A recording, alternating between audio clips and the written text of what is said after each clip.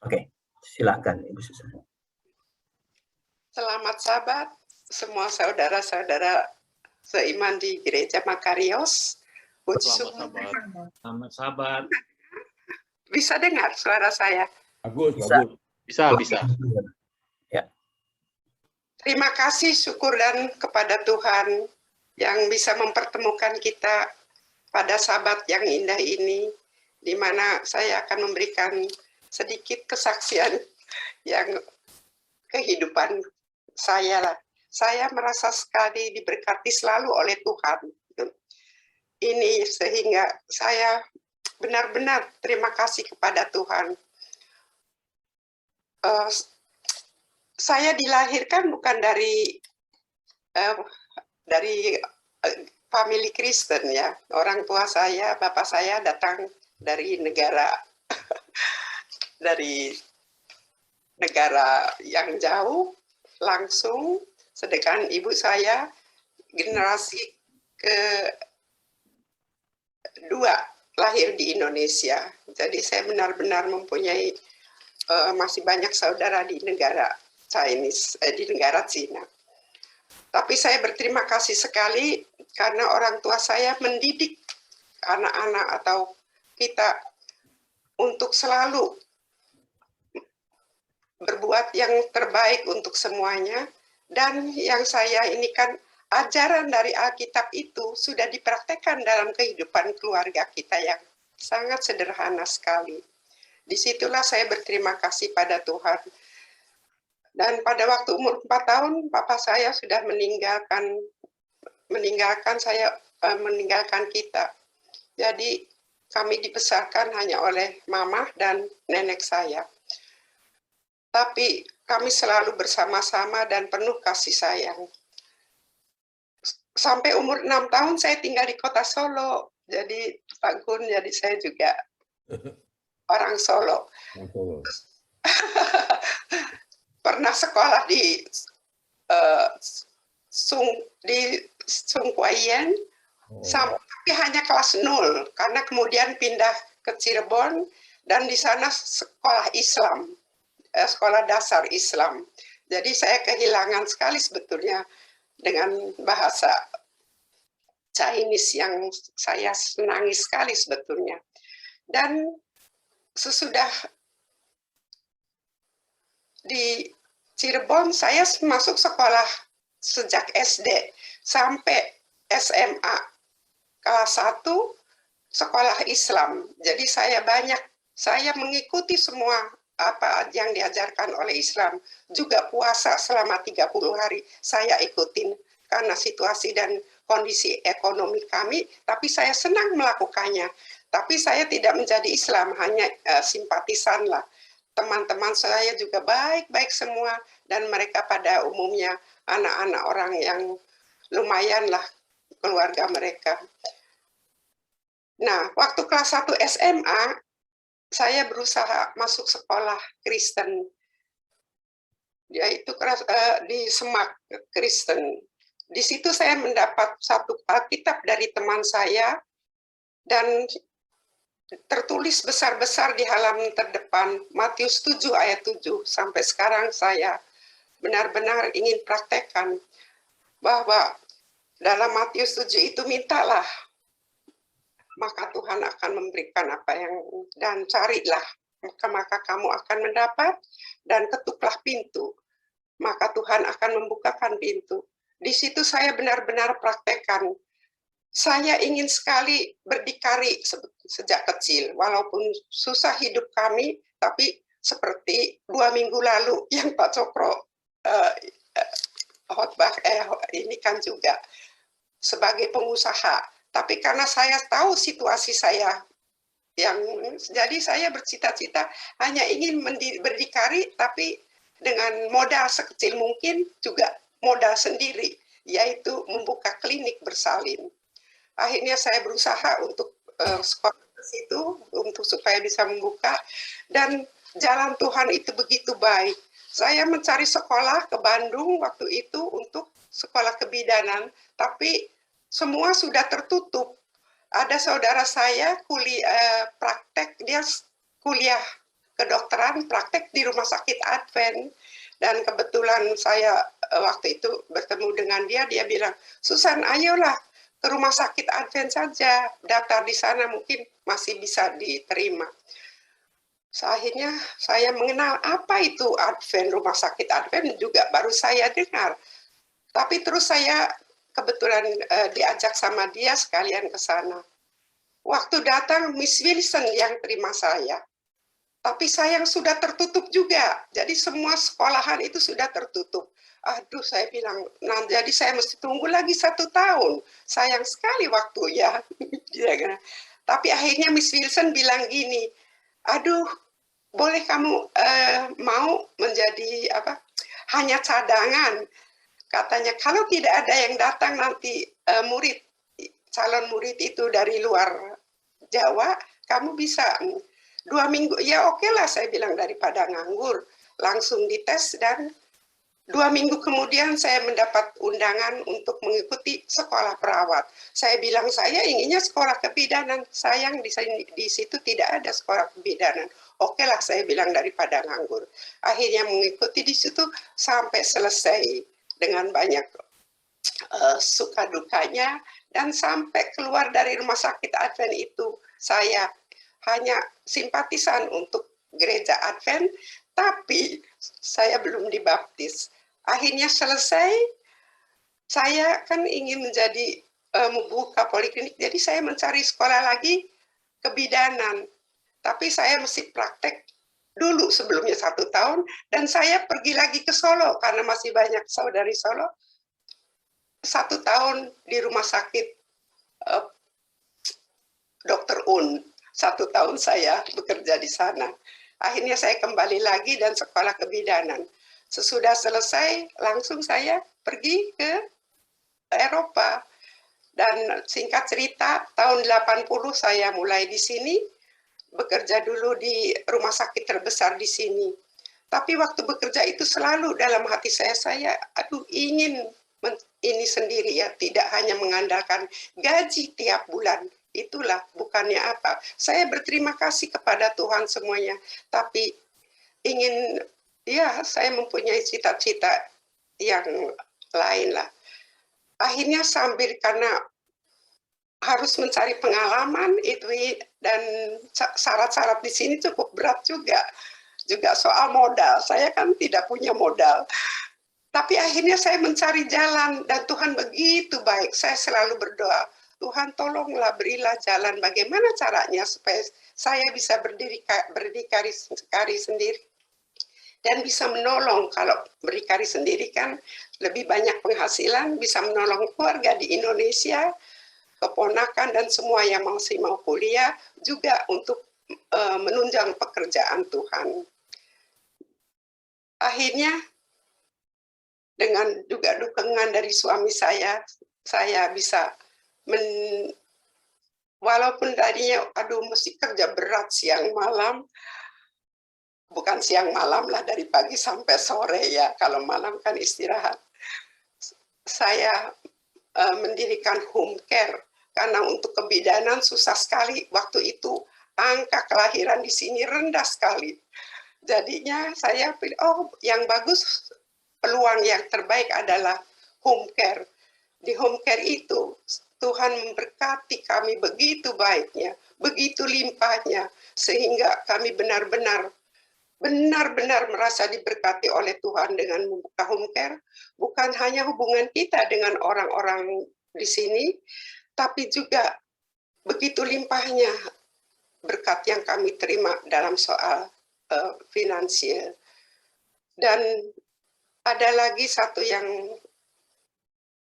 Pak Cokro 2 minggu lalu ini kan, karena kita selain juga untuk modal, saya berusaha dengan sendiri ya, tanpa 1 sen pun modal pinjaman atau karena tenaga kami yang kami jadikan modal. Dan teman-teman saya mereka, saya punya sahabat-sahabat baik, bukan dari Advent, juga tapi begitu baiknya seperti saudara sendiri, dan mereka itu juga perawat menolong saya, tidak dibayar dulu, dibayarnya hanya dengan ya terakhir lah pokoknya. Akhirnya kami berusaha dan berkat Tuhan begitu limpah, pasien juga bertambah banyak, makin banyak lagi ini kita pemasukan kita ya. Tapi di situ saya juga dengan suami saya ingin memuji dan memuliakan nama Tuhan. Bagaimana caranya? Karena tidak bisa berkhotbah, yaitu dengan pasien-pasien ini. Begitu baik hubungan dengan pasien-pasien. Karena saya berprinsip, di mana kita hidup, kita harus menyesuaikan diri dengan situasi dan kondisi, dan juga bahasa harus kita kuasai sebisa mungkin. Sehingga mereka punya respect kepada kita juga. Itu salah. Dan juga di sini ini mereka selalu on time.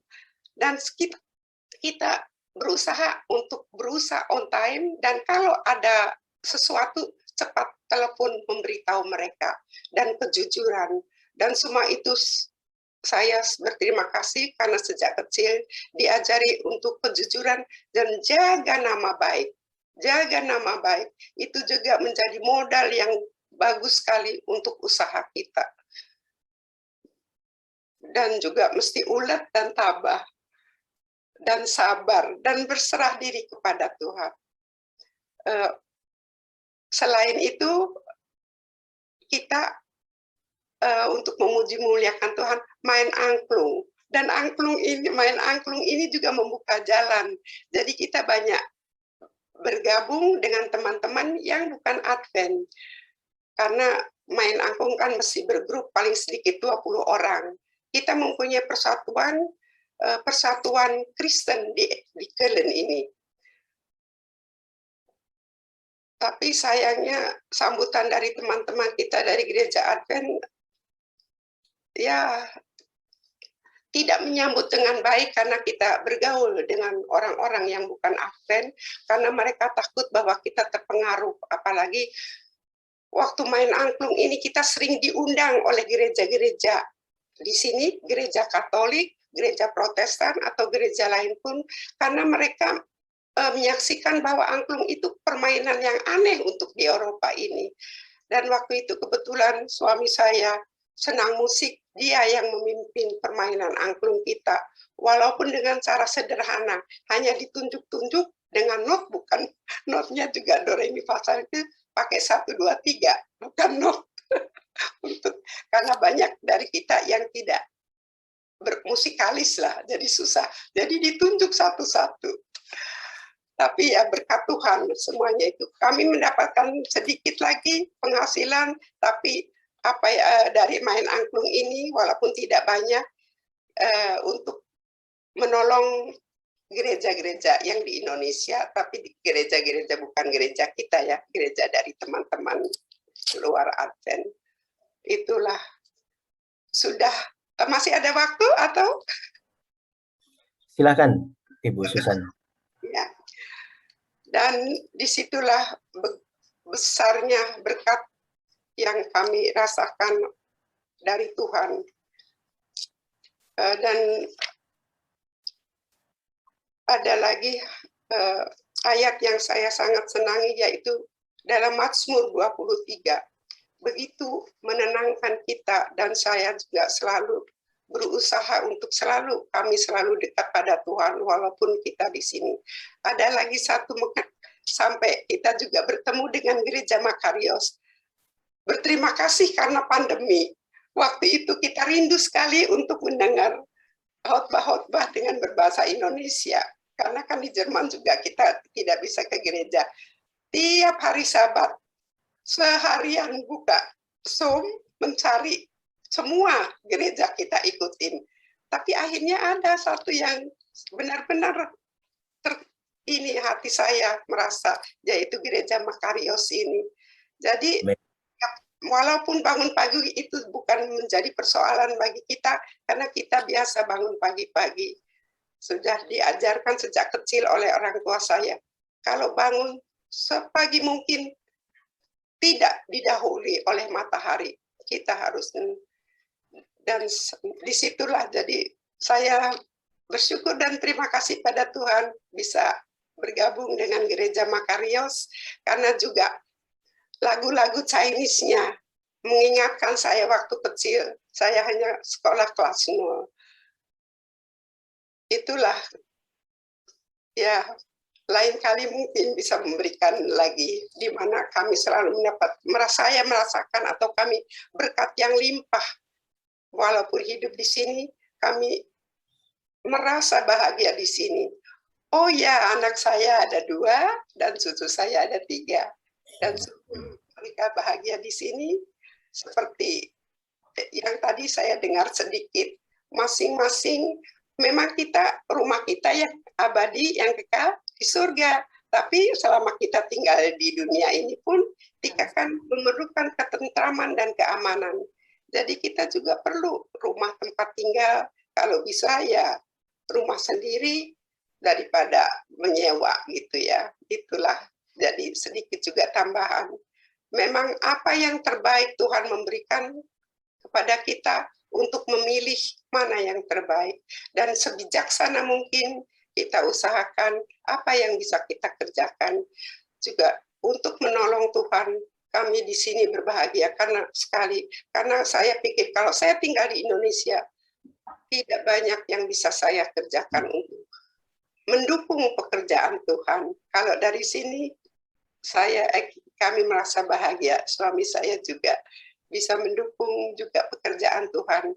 Sekarang ini kami sudah pensiun, menikmati hari tua kami, dan usaha saya yang kecil itu diteruskan oleh 2 putri saya sampai sekarang.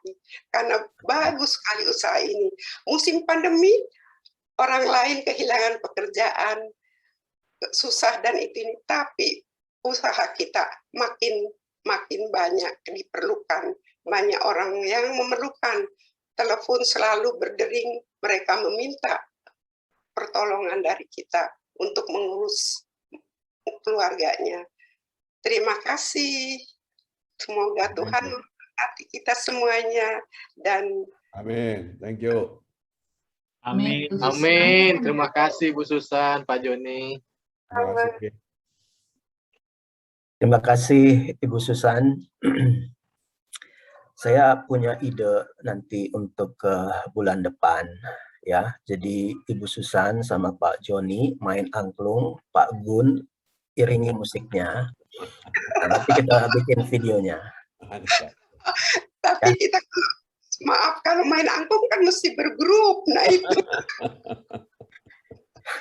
Bisa juga main angklung sendiri, tapi saya nggak banyak latihan karena waktu dan kondisi. Tapi betul, itu pengalaman. Ada satu lagi sedikit. Waktu main angklung itu, kita banyak menarik orang-orang Indonesia yang tidak pernah ke gereja. Salah satunya orang yang sekarang lagi ngetop lagi, yaitu Yusuf Randi. Mungkin karena Yusuf Randi itu menjadi sahabat kita gara-gara angklung. Gara-gara main angklung ini, dia mencoba datangi gereja di mana kita main angklung, kita berkenalan, sampai sekarang kita bersahabat. Dan selalu kontak kita, walau dimanapun dia berada.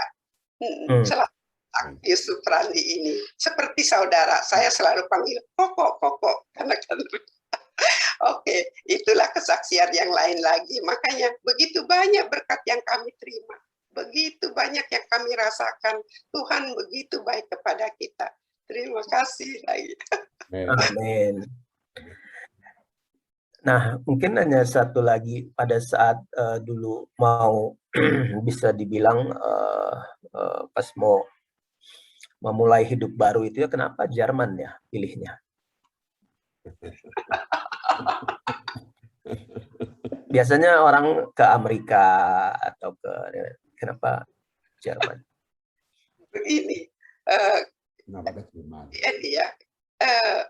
untuk saya sendiri waktu itu pergi ke Jerman dengan tujuan mengumpulkan modal, karena saya orangnya tidak mau pinjam modal atau mengumpulkan modal untuk buka poliklinik, karena saya kan sudah mengantongi ijazah untuk buka poliklinik, untuk buka rumah sakit klinik bersalin gitu.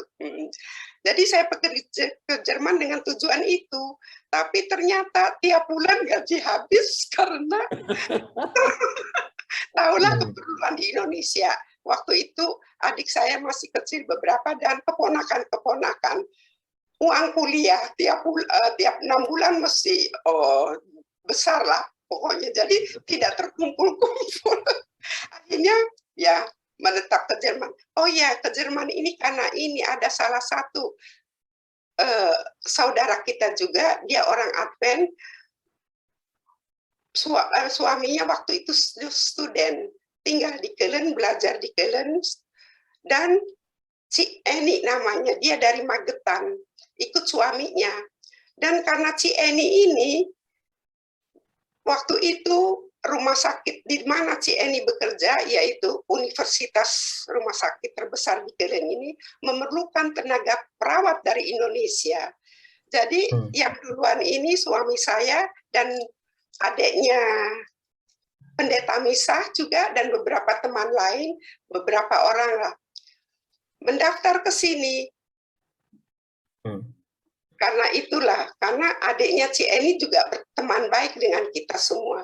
Jadi kita berombongan ke sini, tapi ke sini langsung mendapat pekerjaan. Karena diterima, dan itulah mengapa kami ke Jerman, kesasannya. Sedangkan yang lain dari kelas kita, grup kita kebanyakan ke Amerika. Nah itu. Jadi Tuhan memberikan jalan masing-masing. Mungkin terinspirasi dari Presiden Habibie ya. Apa satu angkatan waktu itu? Ya. Habibie waktu itu udah selesai.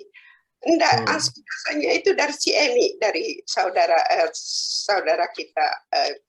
Tapi waktu itu juga Pak Habibie di sini menjadi orang waktu itu betul-betul juga di ini kan ya, begitu pandainya dan begitu baiknya sehingga pemerintah Jerman itu menghargai sekali Pak Habibie sampai dia diminta untuk izin. Itu juga sesudah saya di Jerman ini baru saya mengenal Pak Habibie itu. Saya pikir tadinya dia bisa ikut main angklung. Oh iya, tapi Pak Habibie tinggalnya agak jauh dari sini dan dia orang penting, lebih baik pesawat, dia pesawat terbang. Tapi ada teman sekelas seangkatan dia, tetangga saya di sini kebetulan kami tetangga dia jadi ahli hukum di sini di Köln dan istrinya juga ahli hukum. Dua-duanya itu Bapak ini berteman baik seangkatan dengan Pak Habibie dan kebetulan tetangga kami di sini. Cuma beberapa 1 tahun lalu beliau meninggal, juga tidak mau kembali ke Indonesia. Istrinya juga ahli hukum, juga terkenal di Köln ini. Istrinya lebih terkenal. Itu banyak orang Indonesia di sini yang bagus-bagus, juga teman-teman orang Chinese jadi dokter. Mereka seperti yang Pak Gun bilang, kebanyakan mau usaha sendiri. Jadi sesudah mengambil pengalaman di rumah sakit, buka praktek sendiri. Salah satunya juga orang dari Medan, sahabat kita juga, Pak Ali, namanya Aliong. Baik sekali dia, pintar sekali, dan selalu memberikan kepada kita dorongan, apalagi student-student yang baru datang. Kita jangan kalah oleh orang Eropa, oleh siapapun. Kita harus tunjukkan kita juga bisa. Itulah semangat yang diberikan oleh sahabat kita dari Medan ini. Saya juga punya sahabat sampai sekarang, dokter gigi. Dia juga, kemarin juga kita berkumpul. Itu teman grup saya. Susan, saya tidak akan ingat akan pesannya Aliong. Kita jangan kalah oleh orang-orang sini. Kita bisa tunjukkan bahwa kita juga bisa. Dan teman saya ini juga punya praktek sendiri, dokter gigi. Itulah, jadi bagus sekali dorongan Pak Cokro juga 2 minggu lalu.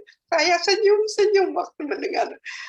Dan banyak contoh yang lain. Hanya sayangnya beberapa 3-4 tahun lalu, teman kita yang baik ini, Dokter Aliong yang dari Medan ini, meninggal karena ya penyakit yang dia terima waktu dia kecil. Rumahnya itu banyak asbes di rumah orang tuanya, masih muda, tapi ada anaknya 2 dan di sini masih dengan istrinya yang baik. Itulah